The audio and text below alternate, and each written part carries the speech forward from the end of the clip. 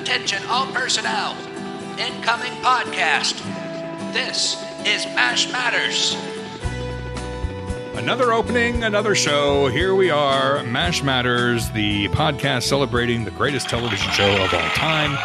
Thank you. Thank you, everybody. Sit down, please. Sit down. You're too kind. Thank you. It's embarrassing when they stand up, isn't it? It really is. The applause is all right, but when they stand up, it's a little embarrassing. They have to know that this is an audio podcast, that people can't see them standing. That's right. And when they have no pants on and they do it, it's really irritating.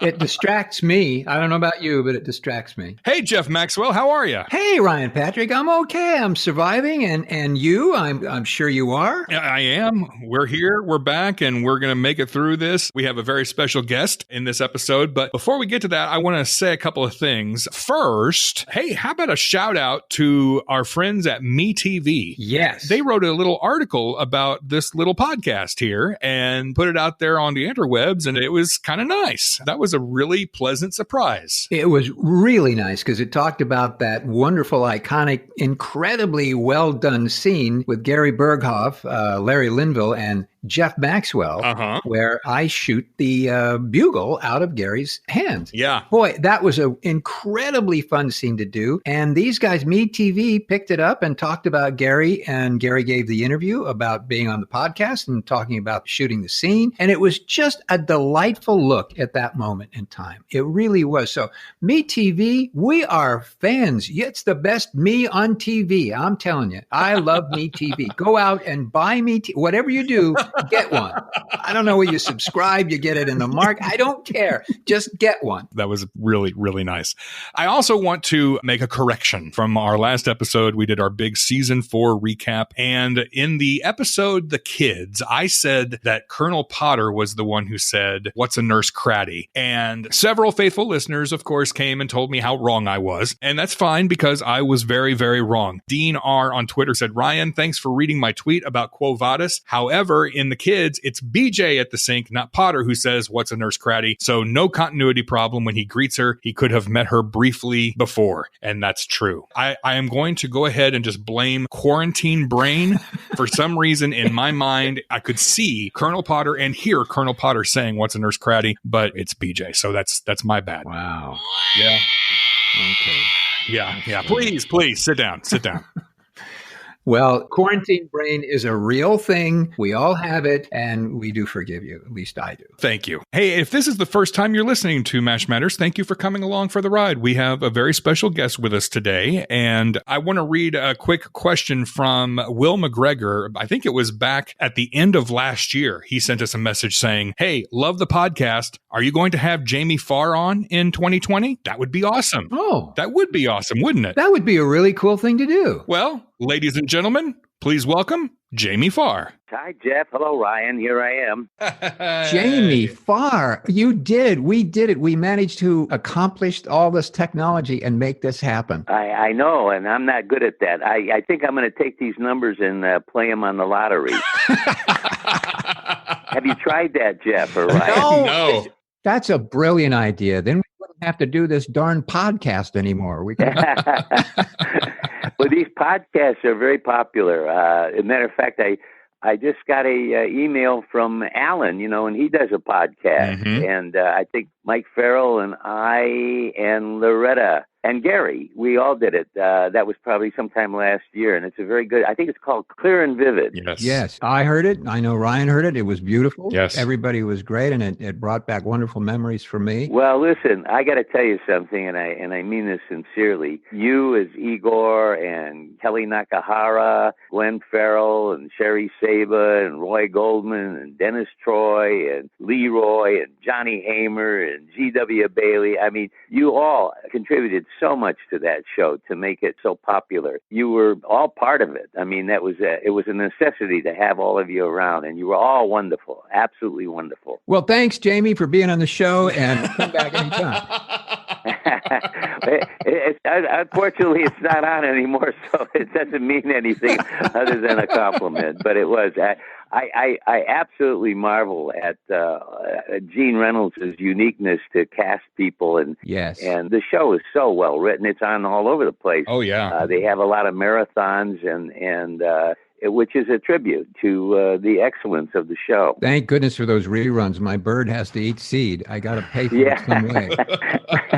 I got one in yesterday. I think it was for $8. Yeah. I think the lowest one I ever got, Jeff, was I think 12 cents or something like that. But you know what? It all pays for something somewhere along the line. I never sent that 12 cents back to anybody when I got it. Well, as my wife says, it's that you can't even buy a postage stamp, with some of the residuals. It costs them more to put the postage on it than the amount of money that you're getting. But thank goodness we have it. It's a great pension to have, and especially in our times of our lives. Yes, indeed. In Studio City, there was a bar. I don't know if you ever went in there. It was a kind of a bar, little restaurant called Residual. No. Studio City was a hotbed of everybody who was in show business, actors and writers and producers. That was where Joy and I bought our very first house, was right on Laurel Terrace Drive, the shortest street in Studio City.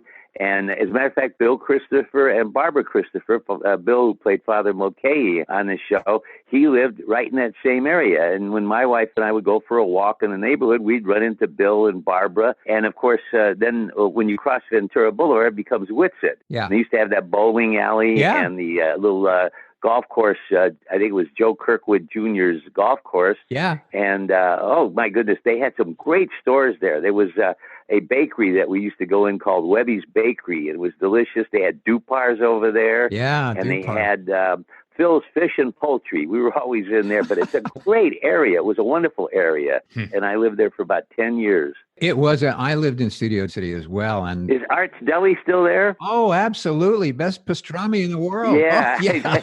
I know. That's one of the best delis. Everybody thinks of Nate and Al's in Beverly Hills, but yeah, Art's Deli, it's fabulous. We used to go in there all the time, and it was a great place to just go for a walk. They had the Studio City Theater, movie theater there, and there was a Save-On or Rite Aid drugstore on the corner, and the Union 76 station across the street at Ventura and Laurel Canyon. And I used to see Mary Tyler Moore in there all the time at the 76 station. She'd be filling up her gas tank, and I'd be filling up mine, and we'd be saying hello to each other.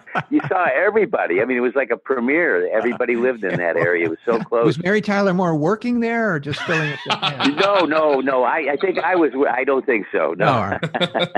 So that bar Residuals was a cute place because they would have a thing. You'd go in and people would post their smallest residual check. Oh, yes. I did hear about this. Yes. And if you got the smallest on that board, you got free drinks or something. Yeah.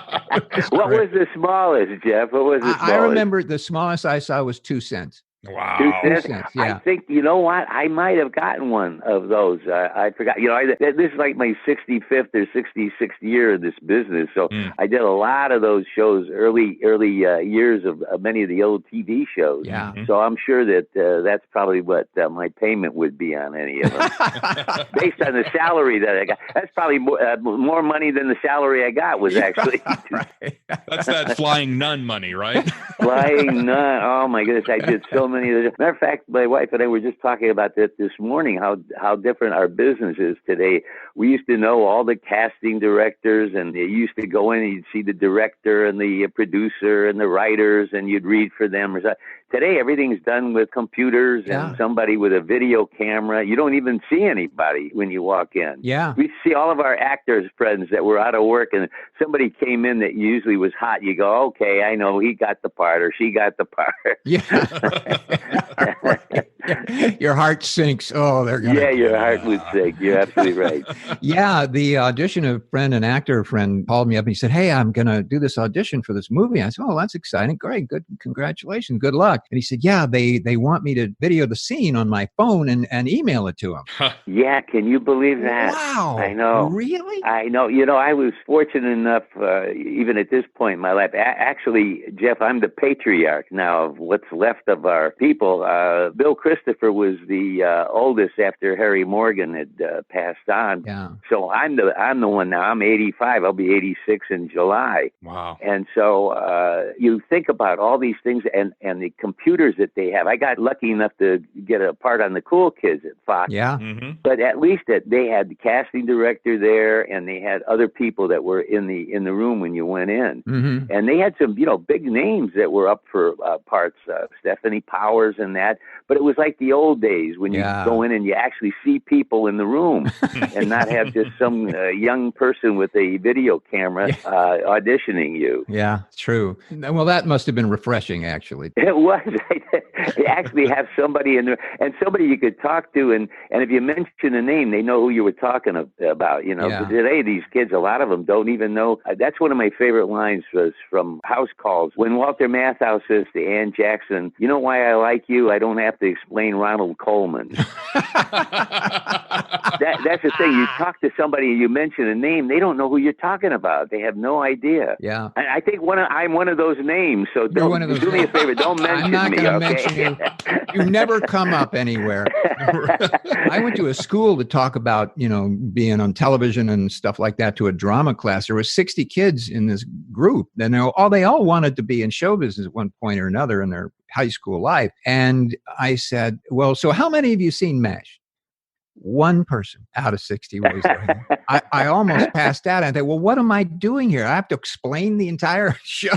I know. And then I said, how many of you know Jerry Lewis? Nobody knew who Jerry Lewis was. Wow. Isn't it amazing? I went, oh boy. I used to go on speaking engagements, and it was a lot of fun because you tell stories about the people you work with, Milton Berle and Danny Kaye and Bob Hope, and of course Red Skelton and Lucille Ball, and just a lot, and great stories. And people would know who you were talking about. Yeah. Today, you mention these people, they have no idea. No idea. Red Skelton used to say, I was having a bowl of alphabet soup the other day, and your name came up. So that's probably what's going to happen to us, Jeff. We're going to wind up in an alphabet soup someplace. Wow. I'll take it. I'll be in soup. I like soup. What the hell? Yeah, me too.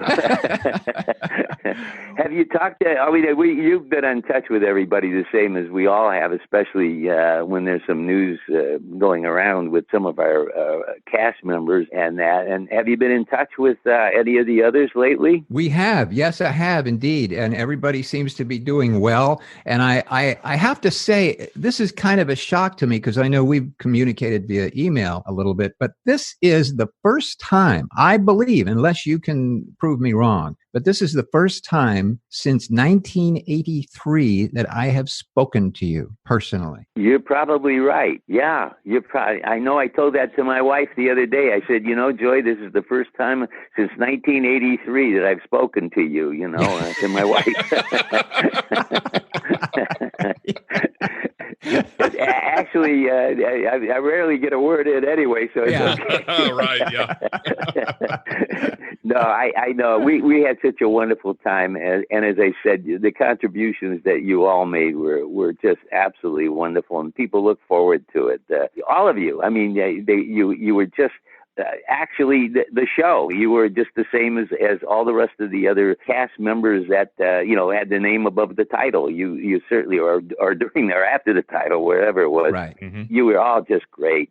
And it's nice that we stayed in touch with one another. Yes. I saw Eileen Saki, who played Rosie. Oh. I saw her at a function that I did at Cal State Northridge. It had to do with Richard Kaufman conducting the Pacific Symphony Orchestra to a silent movie that Buster Keaton had done called The General. Yes. And I had not really known Buster Keaton, but because I was with Red Skelton, Red was very close with Buster Keaton, so I had a lot of stories about him. And sure enough, Eileen showed up there, and it was a pleasure to see her and a couple other members of our cast that showed up for the evening. How fun. How fun. I kind of want to take you back a little bit to your initial experience with MASH. It was kind of fun. And I'm going to use the word lucky, and not because of having anything to do about your talent. That's not lucky. But the circumstances that happened, I think, are quite unusual in that you auditioned for something and it didn't work. And then they wanted to do it again, and boom, it worked. Yeah, well, what happened was I never did audition for it. The way I got the part was I had done a F troupe that Gene Reynolds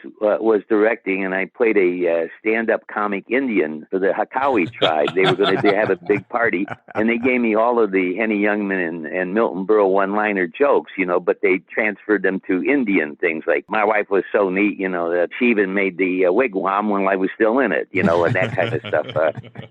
Take my squaw. oh, please.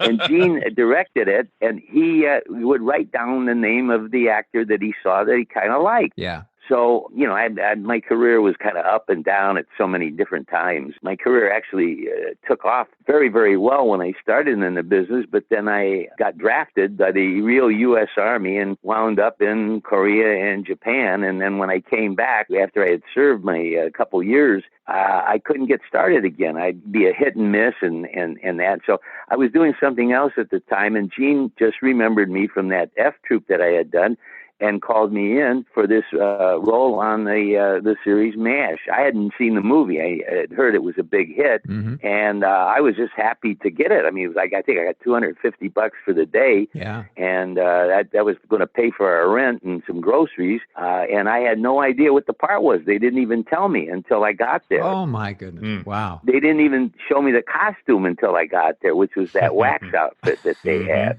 Yeah.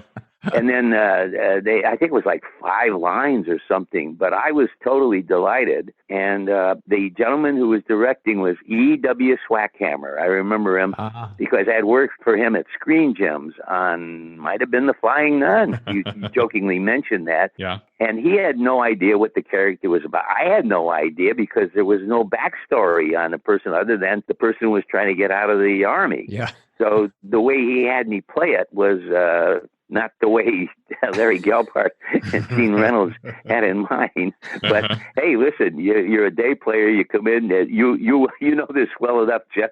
You do what they tell you to do, right? Absolutely. If you said that, then that's fine with me. Then you go ahead and do it. And so that's what I did. And then I went home, and the next day I got a call. And they said, "Oh, this isn't going to work. Will you come back and redo it?" And I was embarrassed that I had failed, for Gene and Larry. Yeah. So they started talking to me about the character, and I said, "Look, why don't you just play it straight? Let the other people talk about what he's got on, and not him all the time." Yeah. They say uniform of the day. That's his uniform of the day. And I said, give him a cigar and let him play it straight. Nobody's ever done it that way before. They're always in a disguise or whatever it is, Charlie's aunt or Milton Berle or Flip Wilson doing Geraldine or that. Yeah. They said, well, okay, try it. So I tried it, and thank goodness I did, because I came on for that one day, and gratefully I stayed for 11 years. Yeah. Wow. Yeah.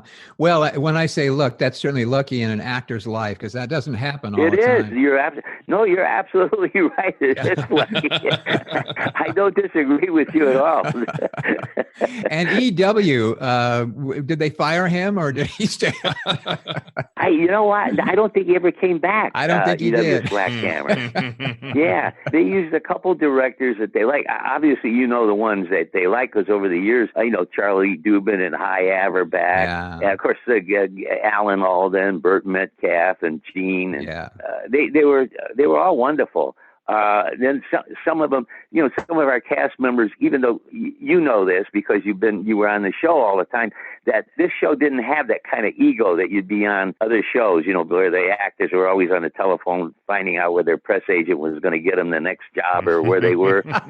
But some of the actors didn't get along with some of the directors, and they, made a point of saying, we were fond of that person, so that person didn't come back. But the ones that they liked, boy, they sure used them, and they were wonderful. Yeah, and that was part of the family too. Is that having that director, the father figure there? You're absolutely right. Yes, who you could trust. A familiar person. And, the wonderful thing about the show was that every time they replaced somebody who left the show or something, they would come up with some other character, and you'd say, gee, I wonder if this will work or not. And they were, in a different way, equally as good as the person that left the show, but in a different way. Yeah. And it was remarkable.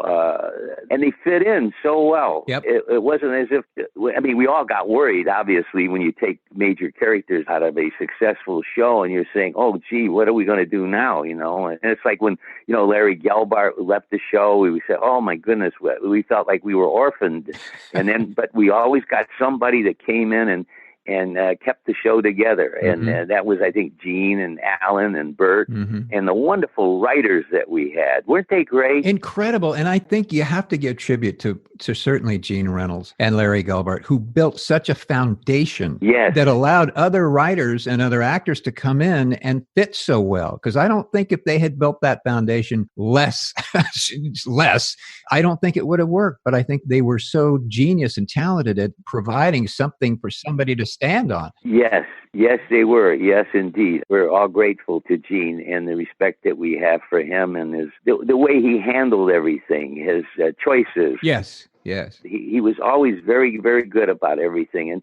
And if I don't know if you were ever at any of the readings at the table on Monday, but everybody would go page by page after they read the script, and if there were any objections, they'd ask, okay, what are the objections, and so on and so forth. And there'd be these huge discussions over certain lines that they would have, and some of the actors would say, gee, I wouldn't say this line. I did that a couple of times. I said, I wouldn't say this. I think Bill Christopher would say it. You give away lines, Right, yeah. But Gene always made sure, he said, look, okay, that's the end of all the pages. We've all had our objections and discussions in that. But he said, the buck stops here now with me. No more changes to be made unless you call the front office. So that's why when we, started shooting, if we tried to change anything, they would always call the front office to make sure if it was okay by Gene. Yeah. And he was just wonderful with his choices. He was a very skilled, elegant guy that way. Amazing. Yes, elegant is a wonderful word to use, yes. And speaking of elegant, just so I feel comfortable with this, I like to introduce Jamie to Ryan Patrick, my wonderful partner in this MASH Matters.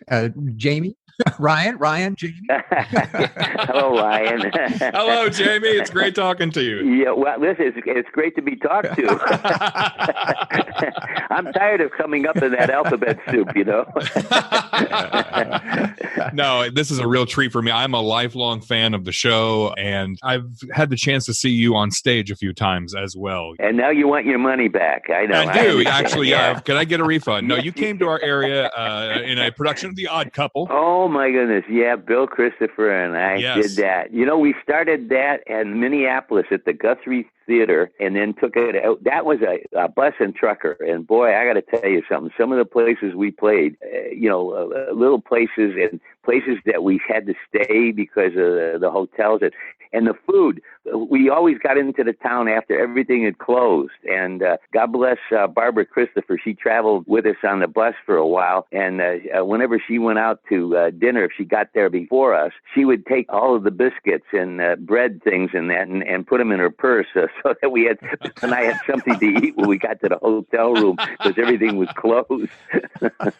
Wow. Yeah. Well, I don't know if you remember this or not, but the theater that you played here, the day before the production, the theater burned down. And so it had to be moved at the last minute to a different theater in a different city around here. No, I don't remember that.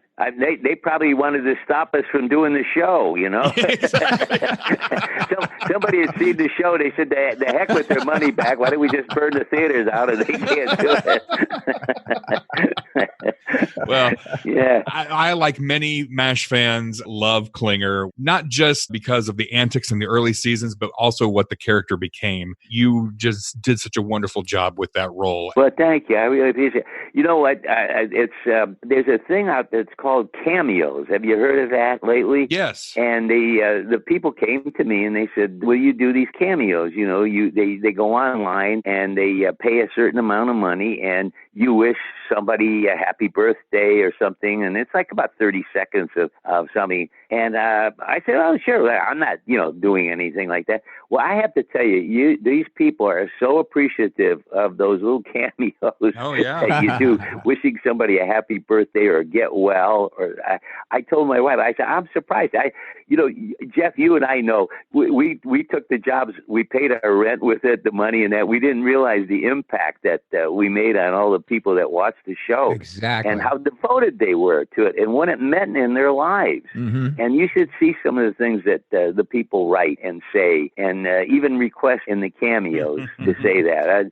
hey, we were working actors, right? We came in, we did our job, and we went home. Jamie, Ryan and I just had that conversation earlier when I said I've seen some of the things that people write to me, and all of the appreciation and emotionless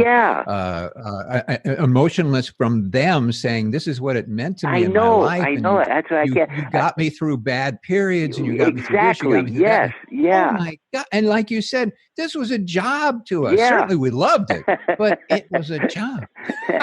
We were happy to get up and go to work every day, and go to work. And of course, as you know as well, when we go home, our sides would be hurting from laughing at what was going on the sets in between the setups and everything. It was a lot of fun. It was incredible. And we had a lot of people that wanted to work the show that just said, no, I just want to work the show. We hear it's such a fun place to be. Yeah. And I'm sure you've been on some sets where you go, boy, I can't wait to get out of here. This there's a lot of tension here. And yeah, a lot of agendas and egos. Yeah. Oh boy, aren't there? I'm telling you, there still are. They're still out there someplace. I know that.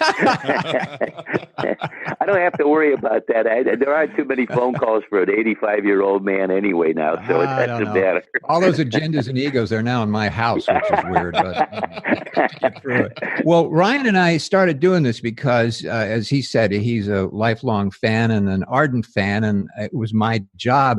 And we thought it would be a good kind of a partnership because we have different perspectives of the show. I loved it because it was a job and I loved all the people. Ryan loved it because it was kind of an emotional experience for him, watching the shows, identifying with the episodes and so forth as an audience. And that's kind of why we started MASH Matters. Now, is it all the podcasts are about MASH, or do you do other things? We do some porn stuff, but usually it's about MASH. Okay. I'm only saying because there's so many things that are going on. Like Alan's podcast, Alan Alda's podcast is, he does all kinds of different people on the show, and he calls it, of course, Clear and Vivid. Right. And they're fascinating. I mean, he interviews people that you wouldn't think, well, that might be interesting or not, but he's such a smart and clever man. He always makes it interesting, and he gets the best out of his guests that he has on the show. Yeah. Mm-hmm. So far, we're just sticking with MASH. We just kind of like to celebrate the idea of the show, the people on the show, the themes and writers and producers and so forth, all about MASH. Did you know that David Ogden Stiers, when he passed away, the people that have a museum up there, that they're, I guess David was involved in the theater up in Oregon, mm-hmm. and they're making a collage from photographs that we sent, like me and Mike Farrell and Loretta, and they cutting out certain parts of the pictures in that, and they're making a big collage of David's portrait with all of the things that they've cut from all of our pictures. So we're part of his collage. We're part of his profile that they have up there, which is really a very interesting thing to do. Yeah. Nice. I was told about it. I haven't sent a picture yet. I hope I can be included in that. Yeah, I don't know if there's a termination time to get it in there, but gosh, I haven't been up to the Oregon. A lot of the people from our business moved up that way. Gregory Harrison and Patrick Duffy and David Ogden Stiers, and a lot of people seem to have gone up there to retire and got involved in the local theater areas. Yeah. My oral surgeon moved up there, which wreaks havoc trying to get an appointment with him. But he says open wide. He's not kidding, boy. That's from here to Oregon. I know we pay the taxes here big time and all the things, but as Joy and I always said, we're just a little too old to start moving and going someplace. Yeah, and the memorabilia that we have, I'm sitting in my little study here that is just overloaded with stuff, and I have to go through it and decide what I want to do with it, and it's very difficult. But it's tough to make a move. All of the doctors and hospitals and everything are nearby the area that we live in. I'm sure that's the same thing with you in Studio City. And friends. You think of friends. Hey, I'm going to leave That's friends. Exactly right. Yes. That's a very important part of our lives, to have friends in the area you can visit with and go meet some, for some dinners or whatever. Yeah, no, you're right. Yeah. You have to start over when you move. It's difficult. Well, at my age, I'm starting over anyway because there ain't many of them left. I used to play a lot of golf with a lot of my buddies, but they're not around anymore. So now I'm playing with the 60-year-olders. Hey, I have become a golf fanatic. Really? I started about a year and a half ago. I'm out of my mind. I'm crazed now. That's all I think about and talk about other than Mash Matters. I love the game, and it's very difficult. It is. It's extremely difficult, and people don't realize that. I don't know whether you knew this or not, but I hosted a LPGA tournament for over 30 years in my hometown of Toledo, Ohio. Yeah. So I was with the lady pros, Nancy Lopez, and of course the Korean invasion with Seri Pak. She won my tournament 5 times. Wow. And I inducted her into the LPGA Hall of Fame, and I played with all of the great ones, but I must tell you, it's an extremely difficult game, and you only hold on to it for a short period of time, because even the great ones, they run into trouble after a while. The Jack Nicklauses and the Tiger Woods and the Arnold Palmers, and, people that you grew up watching or watched lately and that. And it's very difficult to try to win each week that way. There's so many talented golfers. And, sometimes you'll run into some of these people that you might team up with, and some of them as amateurs are incredible. You go, wow, they're terrific.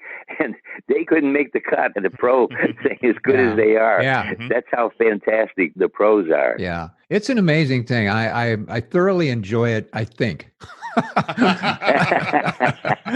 I haven't been playing that much lately, just only because of my age processing. And 18 holes are a bit much for me now. 9 holes possibly. Right. And again, I used to walk courses, but I can't do that anymore. I play over at Calabasas. I've been a member there for, my gracious, about 40 years. Yeah.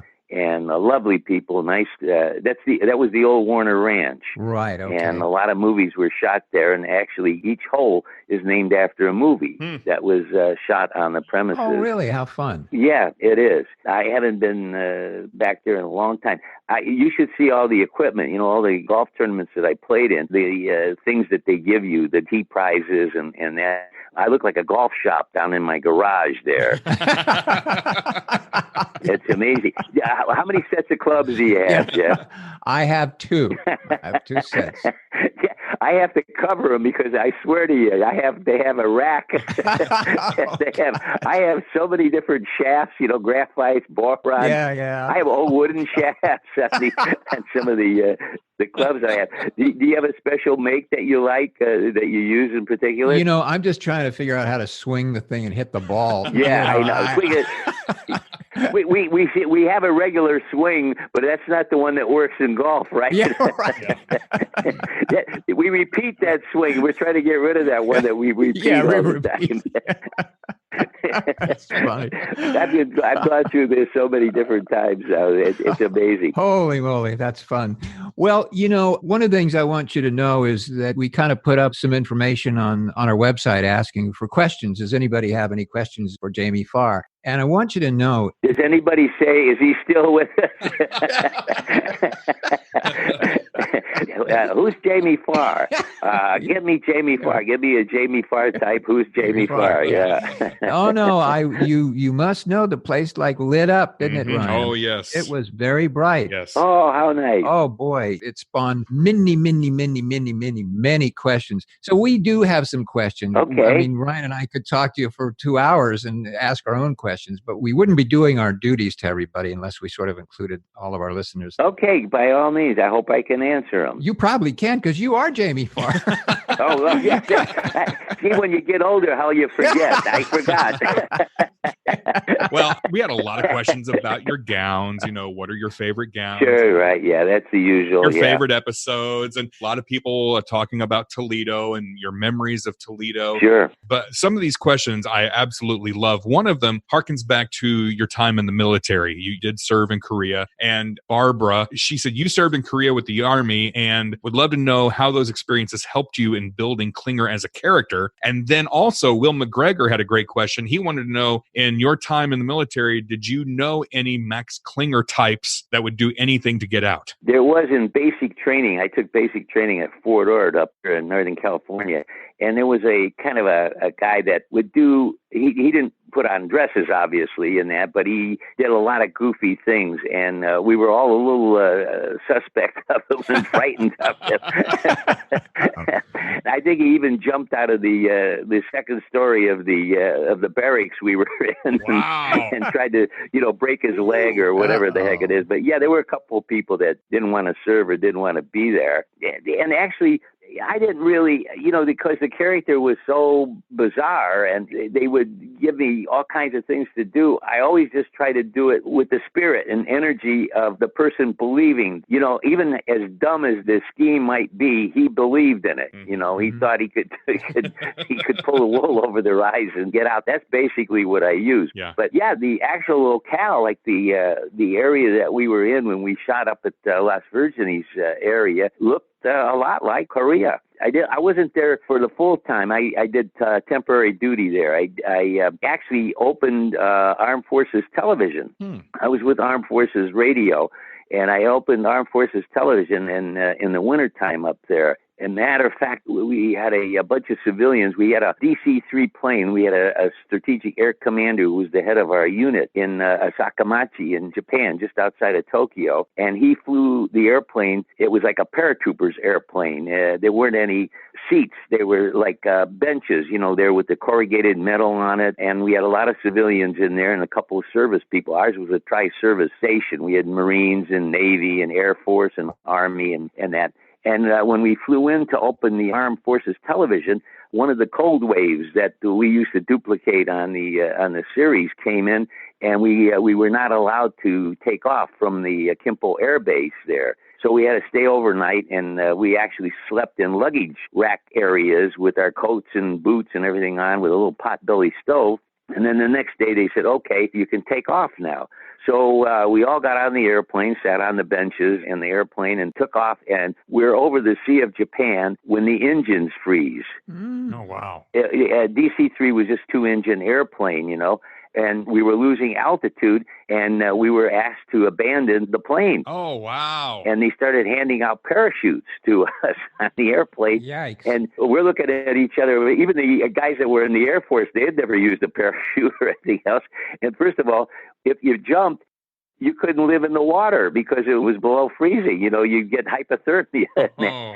So you see all these ashen faces with these parachutes on our back and that, and the airplane is losing altitude in that, and the engines are just, it's like a John Wayne movie, where the pilot's trying to kick over the blades. They go, bing, and nothing's turning over, bing, and nothing's turning over. And we're all frightened. We don't know what the heck to do. I'm not going to jump, and even with a raft or whatever it is. So finally, as the airplane descends, because of the dropping of the altitude, the ice started to break off of the propellers and the wings. And they also, what the pilot does is they pump alcohol into the wing area to try to melt the ice. So I don't know how many feet that we were above the water where it was possible for us to jump. But the engines finally turned over, and we made it. Wow. We were at the point of no return over the Sea of Japan and made it back to Tachikawa in Japan. That was one of my exciting events when I was in the real Army. Wow. And then the other time was when Red Skelton came over. This was in the summertime to entertain the troops. And he requested me from the State Department, and I flew there on a United Nations VIP airplane. And we went in little camps, not like Bob Hope with a big camp and you sold the show to NBC or whatever it was. Red just did shows at encampments and that. We went all the way up to the DMZ, the 38th parallel. And I helped him with all of the routines that he would do. It was all by himself. He didn't have an orchestra or anything else. He did pantomimes and jokes and that. I would announce him and help him with any of the things that he needed to do. Matter of fact, when we got back to Japan, he said to me, you're going to have a tough time when you come home. So if you run into any trouble, you come and see me. So when I did get home, as I pointed out to you, that I couldn't get a job anyplace. Nobody would hire me because I was gone for 2 years, And I went to say goodbye to him over at CBS TV Center. My dad had passed away. And he said, you're not leaving. He said, I'm putting you under personal contract to me. And he took some money out of his house coat that he had on. And he said, send that home to your mom. He said, I'll see you up at the house in Bel Air. He said, from now on, you're working for me. So I did his TV shows, and then I also traveled with him to all the nightclubs and helped him with all the stuff that he did. We played the Sands in Las Vegas, the Chez Paris in Chicago, the Moulin Rouge in L.A. And Jamie, how did that relationship with Red Skelton happen? How did you happen to meet him and do that? Well, Red lost his son from leukemia at 12 years old. And I sort of kind of became like his son, his second son. He kept the room that Richard was in, and Richard loved trains. And we'd go up to the room, and the room would be just the way Richard had left it when he had passed away. And we'd run the train that he had up in the room several times. And that he was a very, very unique and very loving character. He was a person that, his hero was Ed Wynn when he was a little boy selling newspapers in Vincennes, Indiana. Ed Wynn bought a bunch of newspapers from him when Red was selling them so that Red could have enough money to pay a ticket to see him at the theater in Vincennes. And I got to know Ed Wynn. Ed was like Red's father, and Ed was like my grandfather.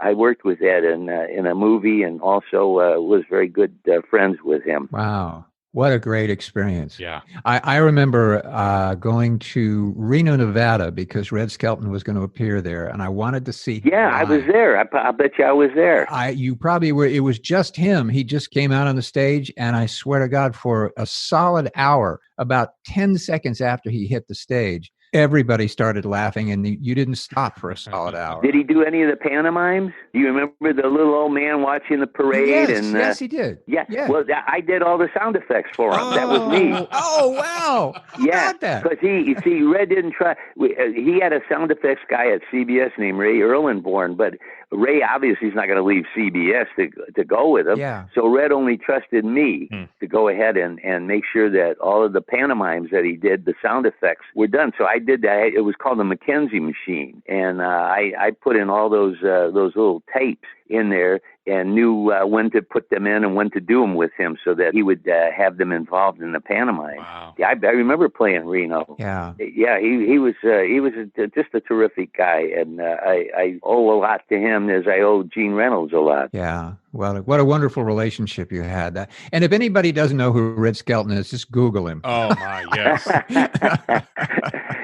I was invited to his museum in Vincennes, Indiana. He has a museum there, and Red was married 3 times. He was married to, the first wife was Edna that got him the contract at NBC and at MGM. And then they got a divorce, and he remarried, and it was Georgia Davis, who was a showgirl at MGM, and that's who Red had Valentina and Richard with. And then later they got a divorce and that. But he wound up marrying Lothian Tolan, and Lothian Tolan is the daughter of the great cinematographer Greg Tolan, who did Citizen Kane. Oh, wow. Oh, my gosh. And Wow. so Lothian was the one, when Red passed away, she asked me to be one of the pallbearers. So I was a pallbearer with Milton Berle and Bob Hope, and a stage manager that Red loved over at CBS, Willie Dahl.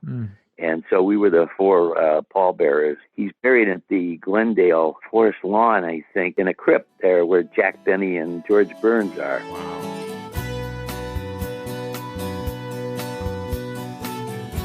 That's part 1 of our conversation with the great Jamie Farr. I loved hearing these stories about Red Skelton. I was always a huge Red Skelton fan. Me too.